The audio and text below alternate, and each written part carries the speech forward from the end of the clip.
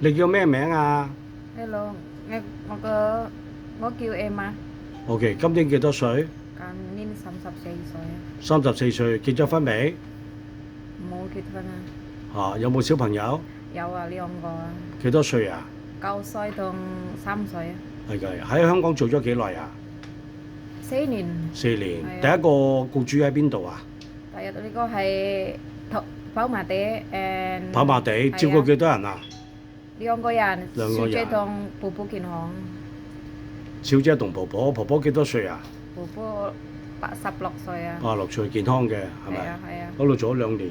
係啊咁第二份喺邊度啊？第二份係筲箕灣，筲箕灣，照顧幾多人啊？照顧1個人，婆婆健康，婆婆健康嘅，咁係咪有時都幫佢沖涼㗎？係咪啊？係啊，有幫佢，要幫佢沖涼嘅，係啦。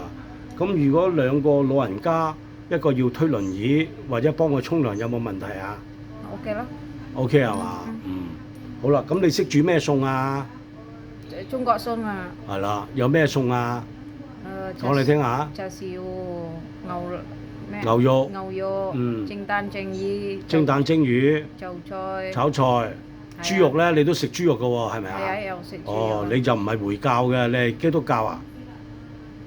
你係天主教啊？總之你就唔係 Muslim，唔可以食豬肉嘅，係咪啊？可以啊，係啊。可以煮豬肉，亦都可以食豬肉，係咪啊？係啊，食豬肉。好啦，咁同先生，咁而家個僱主點解嗰度唔做啊？因為點解啊？個公公嗰度啊，而家最後佢冇錢啊。即係冇錢出糧係咪係啊，啊？冇錢出糧啊。即係經濟問題係咪啊？係啊。嗰度做咗幾耐啊1個月啊。做咗1個月。好啦，同先生太太拜拜啦。OK，拜拜。